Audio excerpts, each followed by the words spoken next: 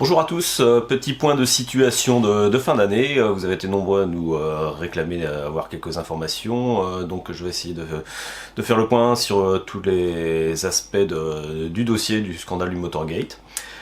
Donc dernièrement, il y a eu une audience en appel à la cour d'appel de Versailles, à laquelle donc je me suis rendu en compagnie de maître Legvac. Renault avait fait appel d'une condamnation à nous fournir des éléments, donc condamnation qui avait été effectuée en mars dernier. Donc Renault, par le biais de son avocat, donc s'est présenté à cette cour d'appel avec de façon assez théâtrale et assez grotesque, j'ai envie de dire, pour ne pas dire, pour dire les choses concrètement.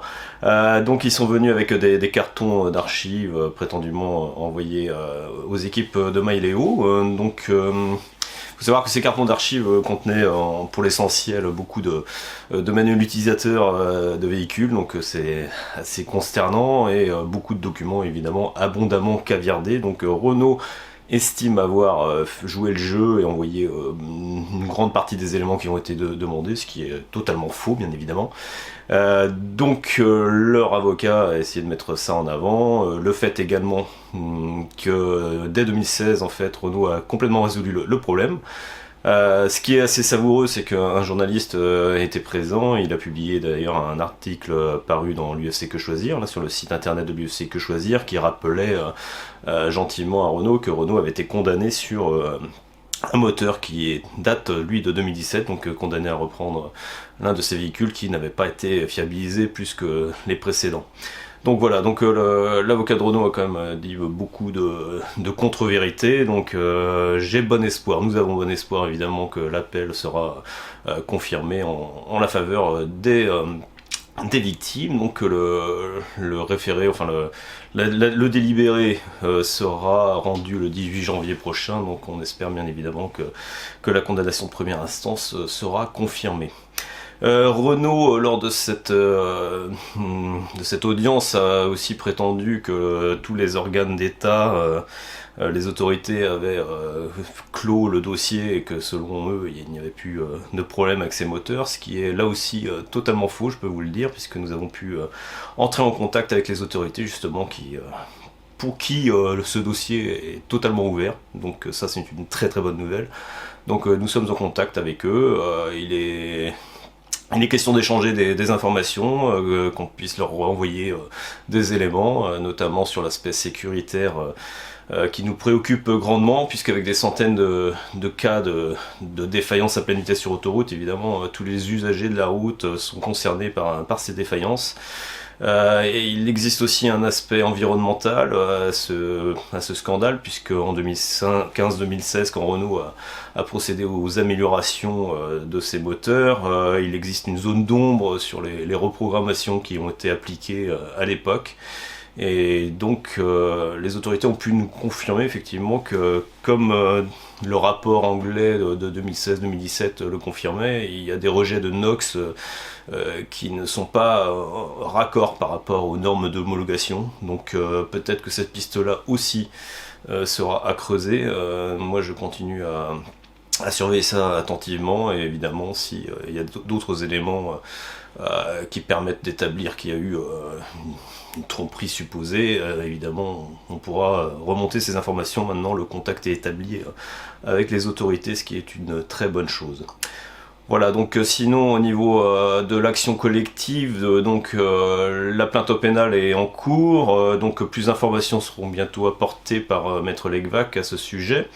Les inscriptions donc à l'action collective Maileo sont ouvertes jusqu'au 31 décembre, donc je vous le rappelle, le 31 décembre, pour ceux qui n'ont pas encore pu s'inscrire, il est encore temps de le faire, n'hésitez pas, évidemment l'union fera la force. Ceux qui ne sont pas inscrits dans cette procédure n'auront pas forcément possibilité à réclamer des indemnisations si jamais Renault est condamné.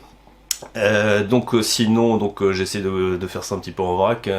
Je vous invite bien évidemment à rejoindre l'association des victimes, donc qui est indépendante. Je ne parle pas là de l'action collective. L'association de victimes, c'est moi qui en suis le président, et un certain nombre de membres, dont Boris Fajot, que je salue, qui fait beaucoup de travail aussi au sein de l'association, et que je me remercie sincèrement.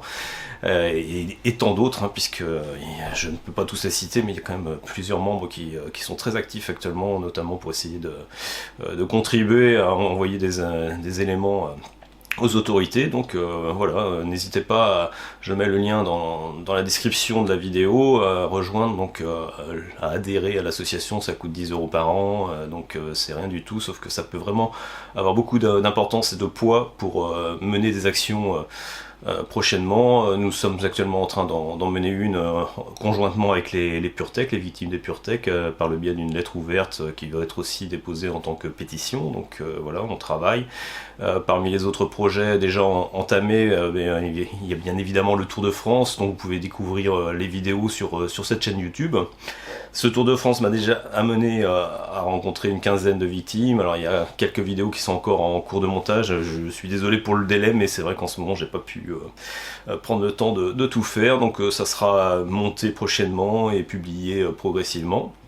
Donc je vous invite à suivre ce Tour de France, à vous abonner à la chaîne YouTube, à liker les vidéos et les commenter, ça contribue toujours à une meilleure visibilité. Et n'oubliez pas qu'il y a une cagnotte Papayou qui a été ouverte aussi pour financer ce Tour de France, car l'association ne peut pas tout assumer à elle seule.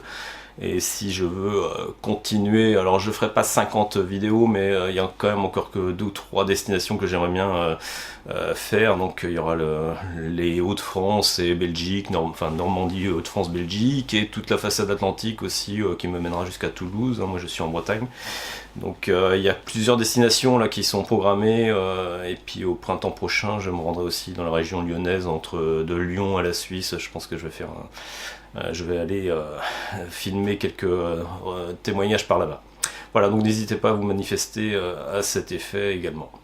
Je vous invite aussi, ceux qui ont eu des défaillances, alors notamment là on recherche précisément en ce moment des personnes à qui la défaillance est arrivée à pleine vitesse sur autoroute, mais pas que, et surtout des personnes qui auraient eu une perte d'assistance au freinage, donc la pédale dure, quasiment plus possible de freiner, ou obligé de freiner au frein à main. Donc voilà, ça c'est des témoignages qui nous intéressent beaucoup, justement en rapport avec notre contact pris auprès des autorités. Nous sommes un petit peu en train de creuser ce genre de cas. Voilà, donc n'hésitez pas à nous contacter.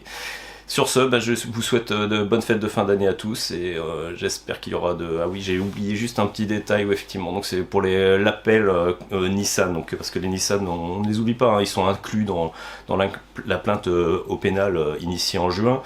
Et comme Nissan n'avait pas été condamné en première instance, c'est Maïléo, c'est Maître Legvac qui a fait appel donc, de la décision qui avait été rendue. Donc là, c'est début 2024 là, qu'on connaîtra la date de l'audience d'appel. Là pour l'instant j'ai pas plus de précisions, là aussi c'est Maître Legvac qui pourra apporter toutes ces précisions là. Voilà, donc sur ce, bonne fête de fin d'année à tous, et puis espérons que l'année 2024 sera très positive pour nous victimes, et moins pour les constructeurs qui nous opposent.